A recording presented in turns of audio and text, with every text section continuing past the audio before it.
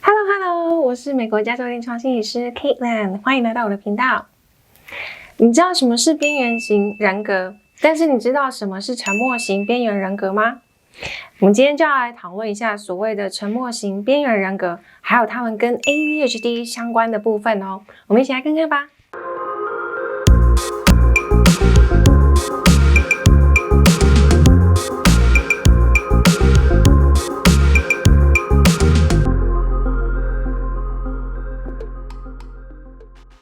首先呢，在我们开始之前，一样先跟大家提醒一下，我们这个频道是跟心理相关的，所以如果你对心理相关的议题有兴趣的话，麻烦帮我们按下订阅跟小铃铛哦，这样我们一有新的影片的时候，你就可以马上收到通知了。什么是沉默边缘型人格呢？就是 Quiet Borderline Personality Disorder。那所谓的沉默型边缘人格呢，他们其实呢是因为 Borderline 有很多种，我们之前有影片有讨论过了，有不同的Borderline 的类型。然后呢，他们也有不同的特征，所以呢，有些人他们的特征比较明显，当然就是我们说的，就是非常害怕被抛弃啦，又或者是呢，会容易暴怒啦。但是有一种呢，他们就是比较内化的，也就是他们一样会生气，一样会害怕，但是他们所有的东西都是在心里头。所以呢，你可能不会马上就在跟他相处的时候就觉得，这人好像怪怪的，只要一跟他相处就觉得全身肌肉紧绷，神经都很紧绷起来。而是你需要过一段时间，2-3个月之后，你才会发现，这个人好像有点不太一样。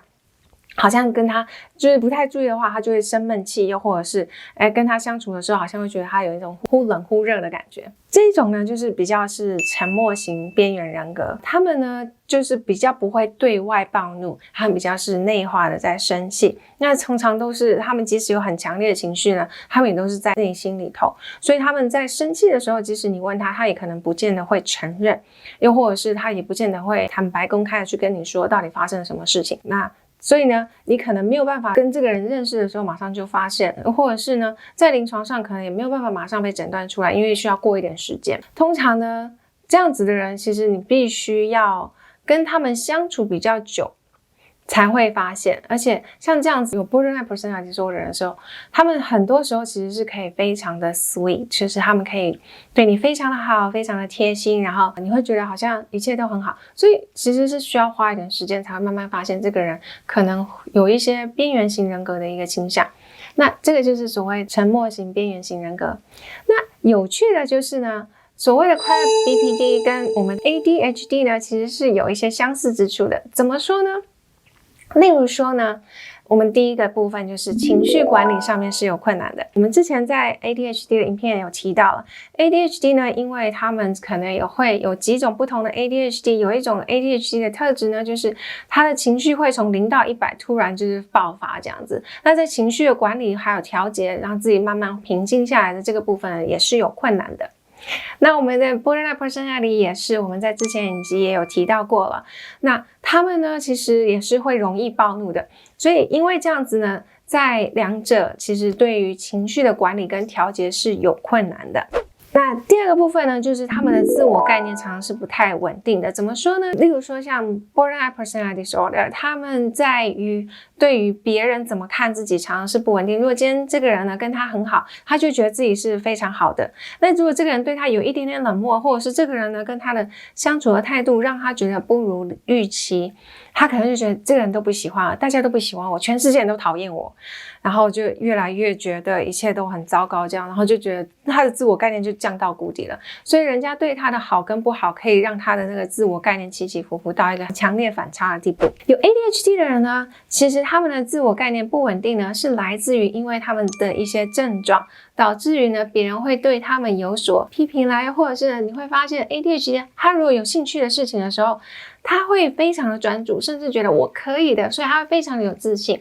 但是如果呢是他们没有太有兴趣的事情，可能他注意力没有办法集中，甚至会因为自己一时的过动就跑去做别的事情，导致他会觉得自己什么事情都做不好，又或者是别人只需要花这么一点点的时间，事情就能做完，但是自己怎么做都做不完。那这就会导致他们对于自己的那个自我概念有一种就是起伏不定的一个状态。OK，接下来呢 Borderline Personality 跟 ADHD 的人跟人相处维持一个稳定长久的关系呢，也是会比较有困难的。怎么说呢？ Borderline Personality 之后的人呢，他们其实因为自我概念的不稳定，常常害怕会被抛弃，或者是常常会生闷气，所以呢，导致他们对于人会有全好全坏，他们有那个分裂的行为。那所以他跟人之间的交往跟那个关系就没有办法稳定。至于 ADHD 呢？ADHD 呢跟人之间有困难，我们之前的影片也有提到过，之所以会有困难，其实有一个部分是来自于因为 ADHD 的人呢，其实他们会有一种比较，例如说注意力不集中，又或者是呢，因为他们的过动冲动，导致于呢，他们常常忘东忘西，所以呢，别人会觉得你一点都不在意，或者是我在跟你说话你都没专心听，或者是我跟你说的话你从来没记得，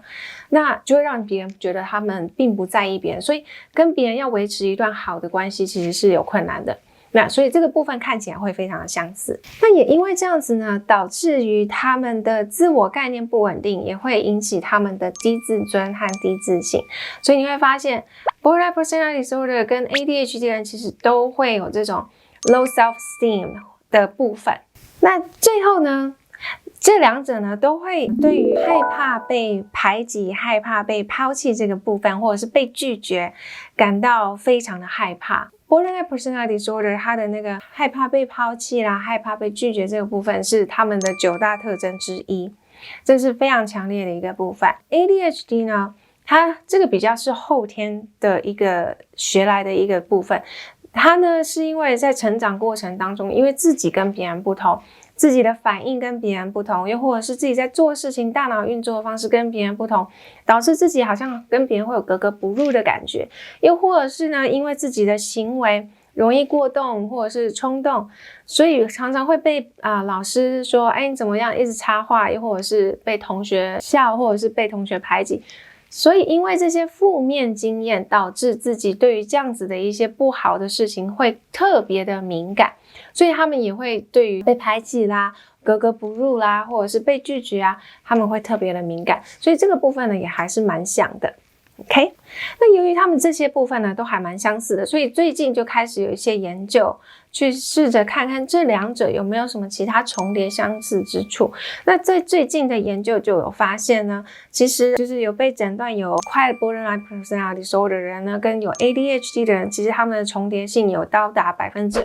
到 40%， 所以其实是蛮高的。那为什么会有快 Borderline Personality Disorder， 又或者是怎么会有 ADHD？他们其实有一些类似之处，都跟我们的童年经验有关。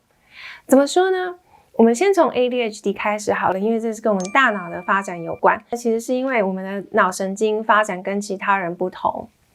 那因为这样子呢，所以在成长的过程当中呢，会发现自己的学习的速度，还有自己的专心的程度，还有呢自己跟其他人相处的方式呢，有很大的不同。那也因为这样子呢，导致有 ADHD 的人呢，会因为这些负面的社交经验，让他们对于很多事情会开始越来越敏感，所以呢，也导致他们容易会暴怒，又或者是会有一些社交退缩，又或者是呢，会自我概念不稳定之类的，这些其实都是后天学习来的。Borderline Personality Disorder 呢，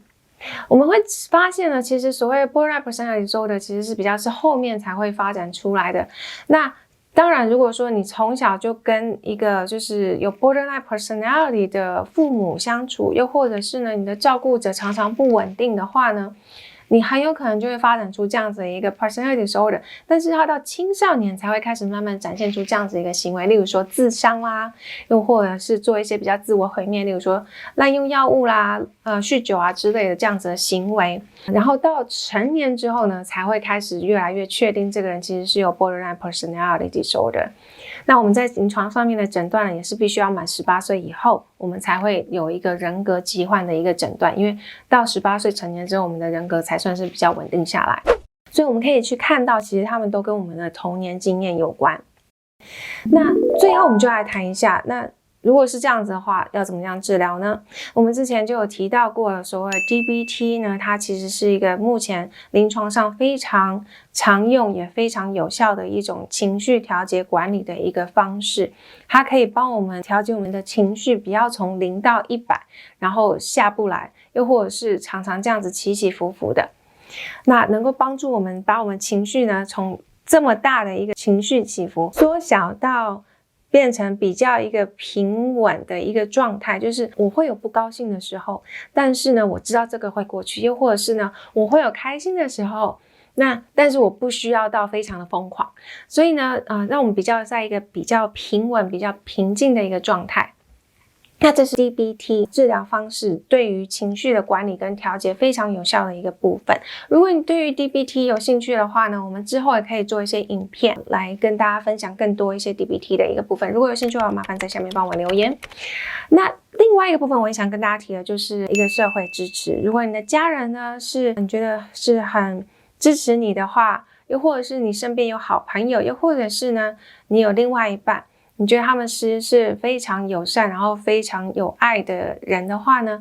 不妨去让他们知道说你自己现在的状况其实是很需要支持，然后很需要他们的协助。怎么说呢？我们在一段关系里头，要怎么样让自己能够有一个比较稳定的一个自我概念，然后让自己的情绪能够稳定，有一个部分是我们要能够感觉到安全。那如果我们在关系里头感觉到受到威胁，我们会被伤害，又或者我们会觉得自己被攻击了、被批评了，那我们当然就会觉得我们越来越敏感，然后甚至越来越紧张，所以我们常常就会变得情绪不稳定。那所以呢，如果我们家人能够提供我们一个比较稳定、安全的环境的时候，相对的我们情绪也会稳定，我们自我的概念也会稳定，我们跟他人的关系就会相对的稳定一些。那所以呢，自己在比较平静的一个状态的时候，跟家人可以试着有这样子一个对话，就是在我生气或者是我情绪不好的时候，你可以做些什么可以让我感觉到比较安全一点。也就是我们试着让家人或者是我身边的人知道说可以怎么样帮我，可以怎么样让我感觉到安全，他们可以做哪些事情可以让我有安全感。而当我们能够在比较平静的时候去讨论这些东西的时候，相对我们也比较能够帮助对方去了解怎么样帮助我们，而不是在我们生气的时候，他们突然就问我说，那我要怎么样帮助你才会让你感觉到安全呢？来不及啦，因为我太生气，我现在什么都想不到了，对吧？所以呢，如果你觉得你身边的人其实是很不错的一些支持系统的话，很鼓励你们可以在平时大家关系还不错的时候，有这样子的一个对话是非常有帮助的哦。好，我们今天就跟大家分享到这里了。不知道你对于这样子的影片，觉得对自己或身边有没有什么样的帮助呢？有的话，麻烦帮我们按赞跟分享出去哦。那我们下次见了，拜拜。